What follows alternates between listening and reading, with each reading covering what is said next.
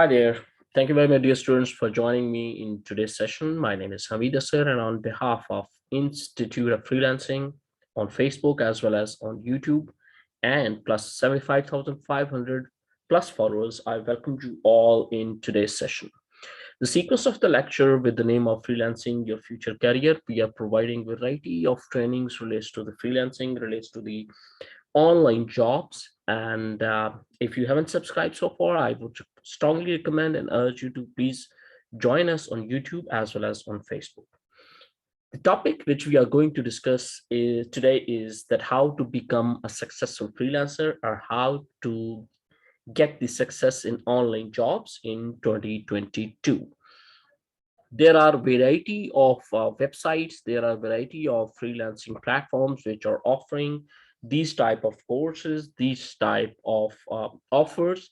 And I'm going through one by one, and I strongly recommend and urge all of you to please join these online platforms to earn handsome amounts while staying at home or while working from home.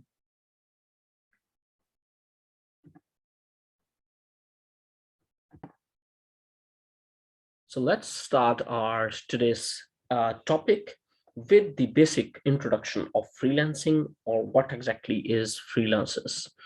A freelancer or the freelance worker is a term commonly used for a person who is self-employed and is not necessarily committed to a particular employer for the longer period of time. In short, there's a huge difference between a normal job as compared to the freelancer. A normal job means you are starting your job from 8 to 4 or 9 to 5, whereas freelancer means you have to set your own time. You are your own boss. You have to decide your own timings to communicate or to reply with your online employers. So you are responsible for your own projects. You have to apply for your projects. You have to communicate or reply to your online buyers, online project owners regarding the projects. So that's the huge difference, right? So before we start, let's understand the freelance economy for in this one slide. As we all know, the North American region, including United States and the Canada, with the technology hub, are putting 45%, in fact, plus 45% into the total freelance economy, with the second complete European economy in European countries, approximately, if I'm not wrong, 40 plus different states of the countries. 35% they are putting into this freelance economy, and then 80% with these tools, with these two, and remaining 10% combining all together, complete Russia, China, and the South Asia. Then South America region 35%, 3% with 2% of the South African, and 5% is the Australia and New Zealand continent. So keeping this in mind, if these two main countries, North American and the European countries, they are approximately 80% of the outsourcing or the freelance economy they are providing. Interesting fact is on this slide that the main service oriented, or the one who are actually doing these projects, are mainly from the Asia Pacific region. That includes Pakistan, Ukraine, Philippines, India, Bangladesh, and some of the countries like these, in fact, Russia also.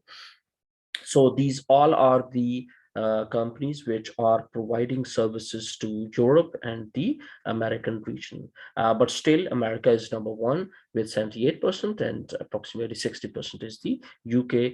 And approximately number third country in the world is very soon, that will be Pakistan, with 47 to 48% of the marketplace, which are actually, this figure is based on the earning, because we are providing services, and against that we are earning the handsome amounts.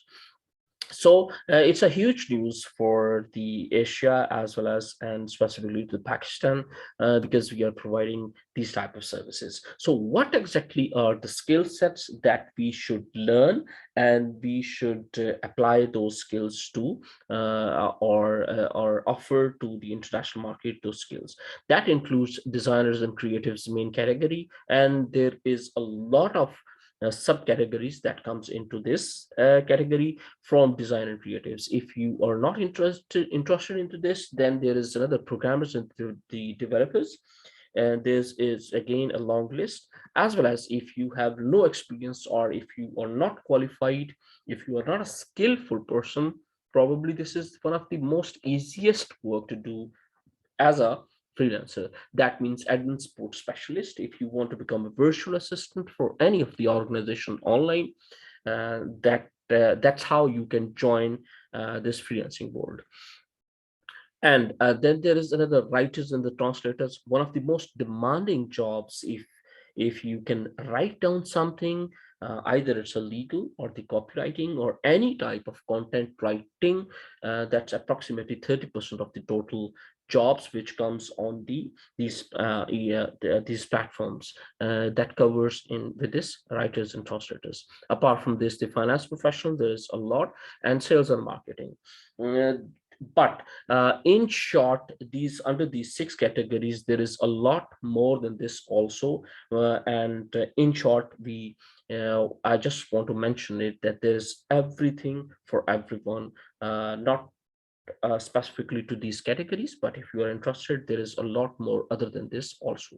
Like for example, I'm a teacher, I'm a mentor. I do a lot of teaching online, starting from Canadian market to the Asian market, and then to the Australian market. So that's also one of the profession. If you are a teacher and a mentor, and if you think you can teach this to someone, probably this is another a platform that you can opt. So I strongly recommend that choose the right path for you. That means the website that offers you these type of platforms. That means Upwork, the world largest marketplace. Then there's a Fiverr that is upcoming, as well as one of the biggest platform. And in coming slides, I'll be sharing you exactly the difference between these both, and what exactly is the market share which they are capturing. Other than that, there's a lot of other websites also, and I strongly recommend that you should go to websites, to their concerning websites, and just apply to different projects. But you have to first create your portfolios, and then you can apply for this. So Upwork and the Fiverr, two main largest platforms, capture almost 80% of the freelancers, and collectively have 30 million plus registered users. Barely doubt it's a right figure, because the only Upwork is approximately this, but the Fiverr is increasing day by day, and the progression that is Fiverr. So combining both together, this is approximately, I assume that must have been 40 million plus registered users. So fiverr.com as well as the upwork.com, I strongly recommend that you should join these both. But we have to understand the difference between the both companies. So in this one slide, probably you will be able to understand what exactly is the difference. So Upwork, founded in 1999 as Iran's first and later become Upwork, has become a hub of the freelancers looking for the long-term client. Very short, short to understand. If you're interested in the long-term projects for more than 3 months to 6 months, or even longer than that, probably this is one of the finest platform. This platform is great for work looking for the project lasting for 6 months, and for the companies looking to assign those projects. Mainly people rely on upwork.com if you have a longer period of longer projects, or the lengthier projects, or if you're interested in mm, um, is having a services for more than one freelancers. So in contrast to this, Fiverr is designed for freelancers to advertise their services as gigs. Founded in 2010, Fiverr allows users to sell their services for fees ranging from $5 to thousands of dollars. So it is there's no as such big company in between them. There's no fixed rule that I should apply that which one is better or which one is not. But in short, if you are interested, I strongly recommend these two of the websites, Upwork.com and Fiverr.com, out of which you can opt one, or maybe you can create profiles on both. So, which platform is growing faster? I personally assume, though I was a big fan and big lover of Upwork.com because of the nature of the platform, because of the ease of this Upwork.com. But the latest figures or the latest stats which shows that Fiverr is going way ahead of Upwork.com. So I strongly recommend that you should start from Fiverr.com, and later you can join the Upwork. So the answer for the both the questions, growing faster is Fiverr, and you should join from both rather than one. Starting from Fiverr, comparatively easier to start, but in the long run, you should join Upwork.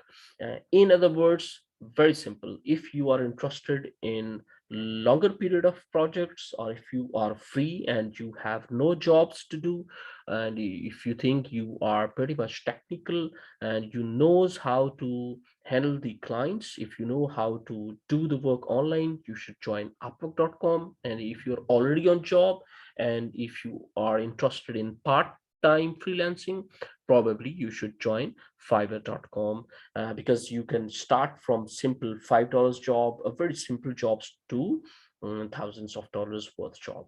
So thank you very much, dear students, for joining me in today's session. It was indeed pleasure and honor. If you have joined me on Facebook as well as on YouTube, that's great. If you subscribe, I would strongly recommend to please join me on these platforms. Hopefully, I'll get back again with some more interesting new topics in a very short time. Thank you very much. Up till then, take very good care of yourself. Bye bye.